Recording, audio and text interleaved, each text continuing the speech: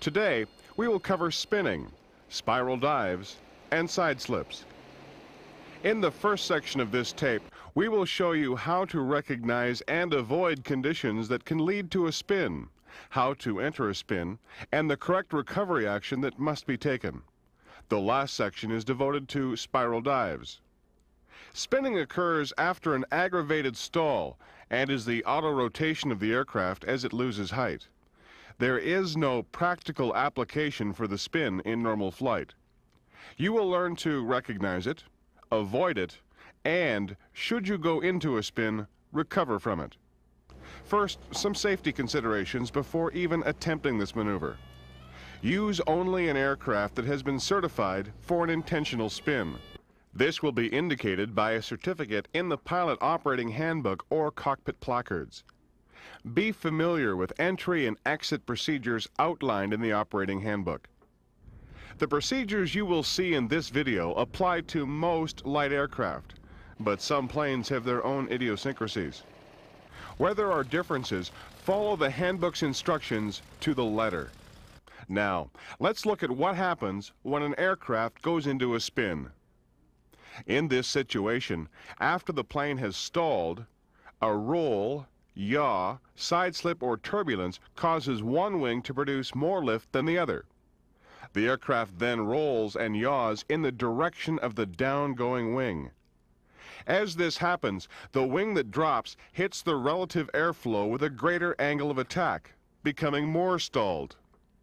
At the same time, the upward wing meets the relative airflow at a smaller angle of attack, giving it more lift. This increases the roll.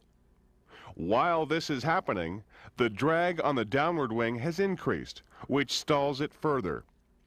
At this point, the nose drops because of the loss of lift, and the aircraft goes into a spin, following a corkscrew path towards the Earth.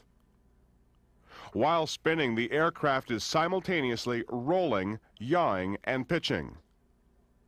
As it spins, the vertical and forward speeds are relatively low. Load forces are somewhat greater, but relatively steady. And pitch attitudes may vary from flat to steep. The spin maneuver has three stages: the incipient stage, the fully developed stage, and the recovery. The incipient stage takes place from the time the aircraft stalls and rotation starts until the spin axis becomes vertical or nearly vertical. In light aircraft, this stage occurs very quickly, in about 4 to 6 seconds. It consists of approximately the first two turns. Typically, incipient stage motion begins during a stall as one wing drops. As the nose drops, there is an increase in the yawing motion. About the half-turn point, the aircraft points straight down. Because of the inclined flight path, the angle of attack is generally greater than that of the stall. Near the end of the first turn, the angle of attack continues to increase and the nose of the aircraft may come up. Going into the second turn, the flight path becomes more vertical. As the aircraft enters the fully developed stage, the spinning motions become more repetitious and stabilized from turn to turn, and the flight path is now nearly vertical. The third stage of the spin is recovery, and we will deal with that later. First, let's look at entry into the incipient stage. There are several ways you can put an aircraft into a spin, whether deliberate or accidental. Keep in mind, the angle of attack, not attitude, is the key factor. You can enter a spin while level, descending, or climbing. A spin may also occur after a high-speed stall. Here is one way to enter a spin. Keep in mind, the aircraft must be fully stalled or it might not spin. Before you begin this procedure, make sure you comply with all safety precautions. Do the cockpit checks. Make sure you are over an unpopulated area and have achieved the minimum altitude for this maneuver. We cannot stress enough that the aircraft used for the spin exercise is certified for this maneuver and is properly loaded. Failure to heed this advice has resulted in several fatalities. Read the type certificate. pilot operating handbook, or cockpit placards so you know under what conditions, if any, spin practice may be undertaken in that aircraft. The minimum altitude for recovery from a spin is 2,000 feet, or the height recommended by the manufacturer, whichever is greater. Also keep in mind, unless the aircraft is equipped with gyro instruments that can be caged or withstand sudden changes in attitude, instrument damage may result from this exercise. Now, reduce power to a minimum and stall the aircraft. You do this by gradually applying full aft control column while maintaining a near normal climb attitude. Just before the stall, apply full rudder in the direction of the desired spin. Auto-rotation will occur as you maintain full rudder and hold the control column fully back. Ignore the instinctive tendency to release pressure. Allow the spin to continue through the desired number of turns, but never go more than 6 turns. Approved aircraft are not normally tested beyond these limits. As a rule, 2 turns of a developed spin should be sufficient for this exercise. Before we talk about recovery, here are some review questions on the material we've covered so far. What are the differences between the incipient and fully developed stages of a spin? What are the differences between the incipient and fully developed stages of a spin? During the incipient stage, the flight path is changing from horizontal to vertical in a short time, about 4 to 6 seconds. This stage lasts about 2 turns. In the fully developed stage, the aircraft is in an almost vertical descent. The roll, yaw, and pitching motions become repeatable and stabilized. True or false? A spin can only be entered from level or downward flight path. True or false? A spin can only be entered from a level or downward flight path. False. The angle of attack is the key factor in the spin, not the attitude. It is possible to enter a spin in a climbing attitude as well as from descending or level flight. At what minimum altitude should spin recoveries be practiced? At what minimum altitude should spin recoveries be practiced? Spin recoveries should never be attempted lower than 2,000 feet or at the height recommended by the aircraft manufacturer, whichever is greater. When entering an intentional spin, what is the role of the rudder? When entering an intentional spin, what is the role of the rudder? The role of the rudder is to create yaw, causing one wing to stall before the other. The rudder should be fully applied in the direction of the desired spin. Full rudder should be maintained to allow auto-rotation to occur. What is the maximum number of turns a spin should be allowed to progress? What is the maximum number of turns a spin should be allowed to progress? Never continue a spin beyond 6 turns, as approved aircraft are not tested beyond these limits. Now we will deal with recovery from a spin. Again, recovery techniques may vary between aircraft, so make yourself familiar with the pilot operating handbook. The procedures we will describe here are suitable for most small aircraft and may be used in the absence of manufacturer's data. They may be used to recover from either the incipient or fully developed stages. Remember, spin recovery practice should never be attempted at an altitude of less than 2,000 feet or the manufacturer's recommended height, whichever is greatest. The object of recovery from a spin is to upset the balance between the aerodynamic and inertial movements that make the spin possible. First, set the power to idle and neutralize the ailerons. Now, apply and hold full rudder in the direction opposite the rotation. As the rudder reaches full deflection, push the control column forward far enough to break the stall. You may have to have the elevators full down. Hold the flight controls in this position until the rotation stops. As the rotation ceases, neutralize the rudder, level the wings, and recover smoothly from the resulting dive. Recovery time is shorter in the incipient stage, and somewhat lesser control input is needed in this stage. In the fully developed stage, the aircraft may go through one or more turns after recovery procedures are carried out before the rotation stops. Be sure to apply the recovery controls in the proper sequence and hold them until rotation stops. Prematurely easing off the controls may extend recovery time. There are other factors that will affect recovery time.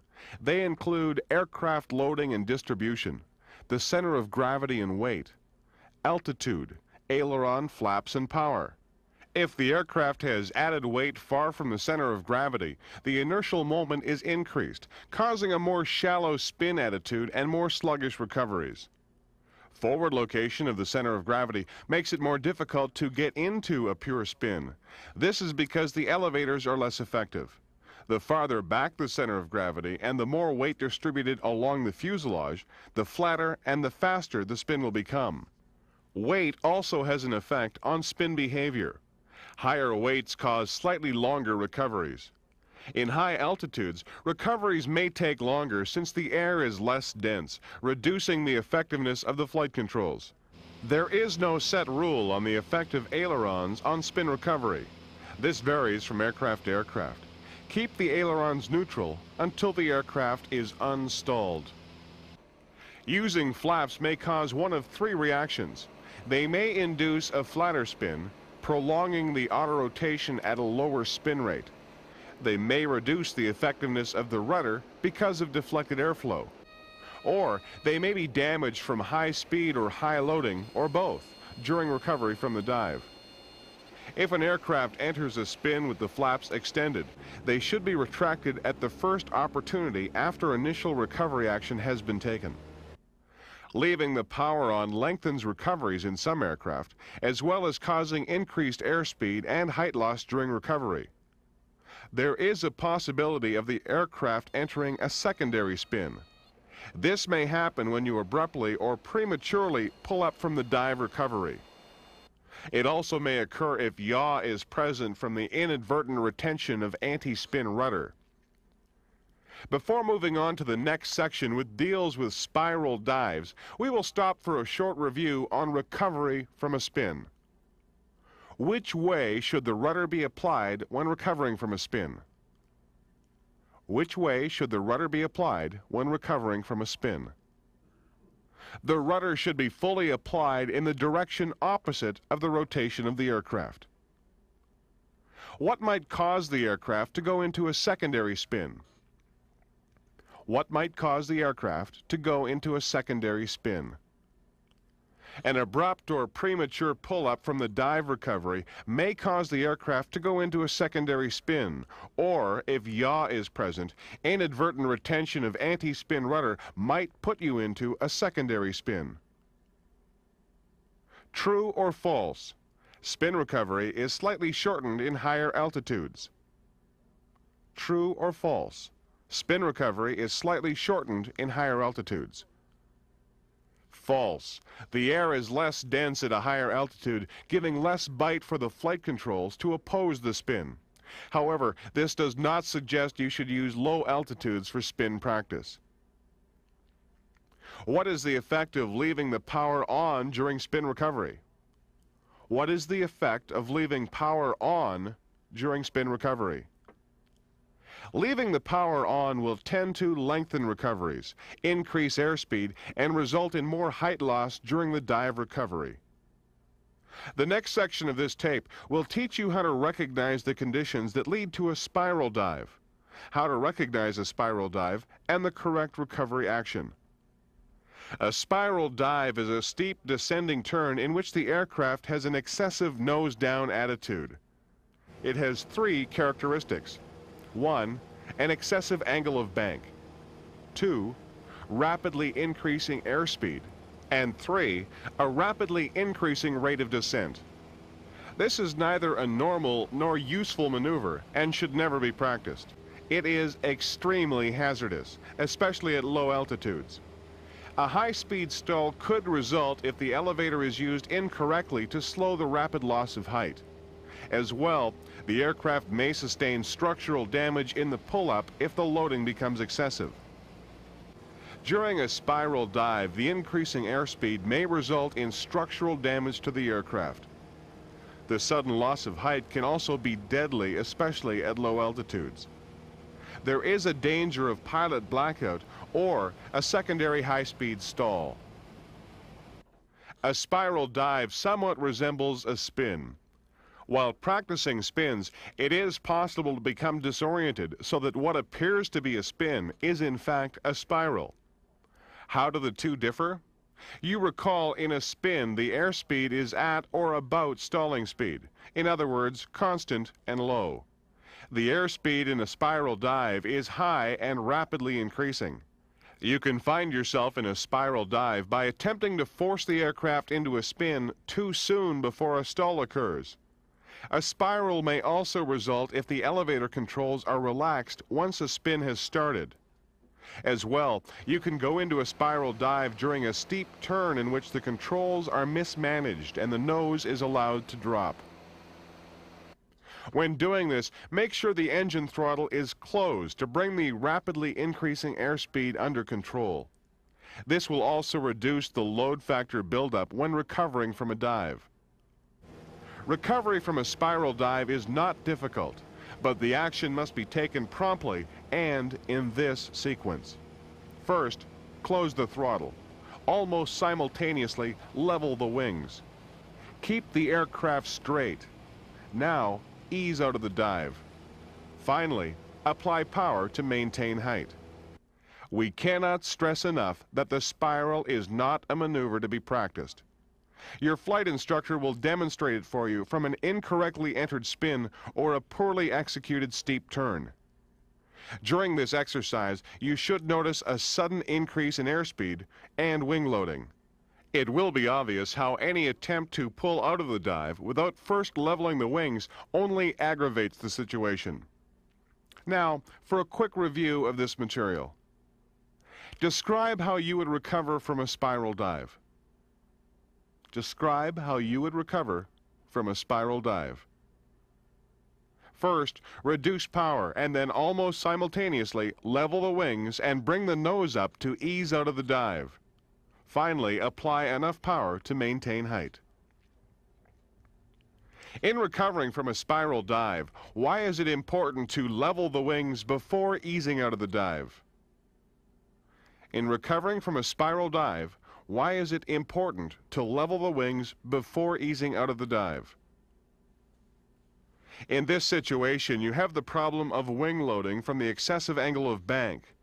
Failure to level the wings before pulling out of the dive will only tighten and aggravate the maneuver. What is the basic difference between a spin and a spiral dive? What is the basic difference between a spin and a spiral dive? A spin occurs at or about stalling speed.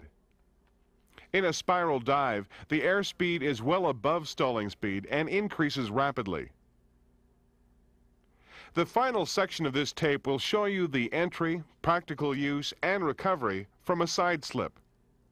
Side slipping is a maneuver in which the aircraft is in a banked attitude, but its tendency to yaw is reduced or prevented by rudder control. You can use side slip to lose height without increasing forward speed, increase the rate of descent while turning, or counteract drift while landing in a crosswind. The last is probably the most common use of the maneuver today. With the advent of flaps, side slips are seldom used to lose height or steepen the angle of descent. However, the maneuver can prove to be of great value in the case where the flaps are not working, or should you be flying an aircraft without them. There are three types of side slips: the forward side slip, the regular side slip, and the slipping turn. Use the forward side slip to lose height or steepen the glide slope on approach to landing while maintaining the center line of the runway. To get into this maneuver, bank the aircraft in the desired direction and simultaneously apply rudder in the opposite direction to control the degree of yaw needed to maintain direction. Airspeed is maintained by the elevators. The angle of longitudinal axis must be constantly adjusted to compensate for changes in wind velocity during landing. This is done by rudder control. There are 3 ways to recover from the forward side slip. You can release the rudder pressure and allow the aircraft to return to its original heading. Recovery can also be achieved by leveling the wings or adjusting the pitch attitude to resume normal descent and airspeed. In a regular side slip, the longitudinal axis of the aircraft remains parallel to the original heading, but the flight path is moved to the left or the right. The amount of movement is dependent on the steepness of the bank, which in turn is affected by the wind velocity. A regular side slip is executed by banking the aircraft in the desired direction of movement. At the same time, opposite rudder is applied to hold the original heading. To prevent an increase in airspeed, make sure the nose is raised above the normal gliding attitude. This maneuver has limited uses in steepening an approach to landing, but is essential when trying to land in a crosswind. Recovery is achieved by leveling the wings while maintaining your heading. Simultaneously adjust the pitch attitude to resume the desired angle and airspeed to avoid stalling. In the slipping turn, the yaw induced by bank is only partially opposed by applying opposite rudder. It differs from the other 2 types of side slips because the aircraft changes heading while losing altitude. You would find it useful if you had to lose height during the turn onto the final approach. Before leaving this exercise, a couple of cautionary notes. If during a side slip the airspeed gets too low, the aircraft will seem like it will recover from the maneuver on its own, but it won't recover because of the reduced airflow over the flight control surfaces, especially the rudder. Should you find yourself in this position, recover from the side slip and increase the airspeed before trying it again. As well, the airspeed indicators on most aircraft are prone to error during a side slip.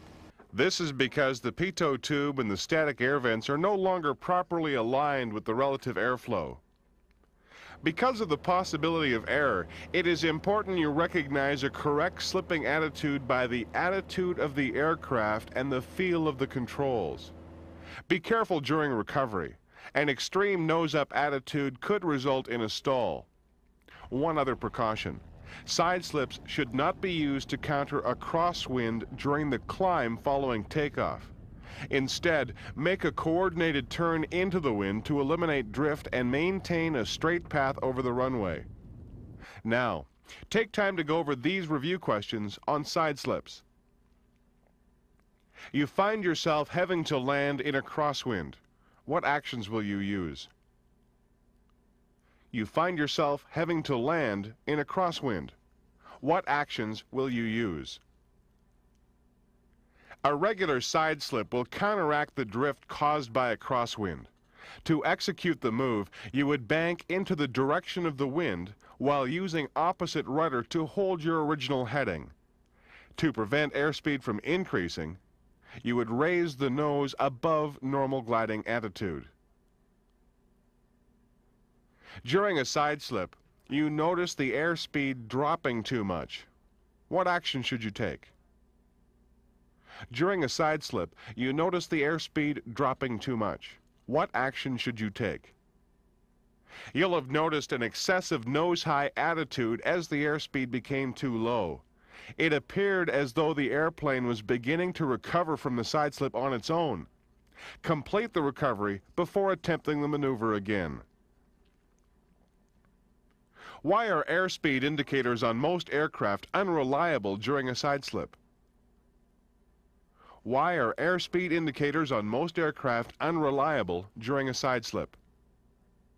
During this maneuver, the pitot tube and static air vents are no longer aligned with the relative airflow, making the instrument prone to error.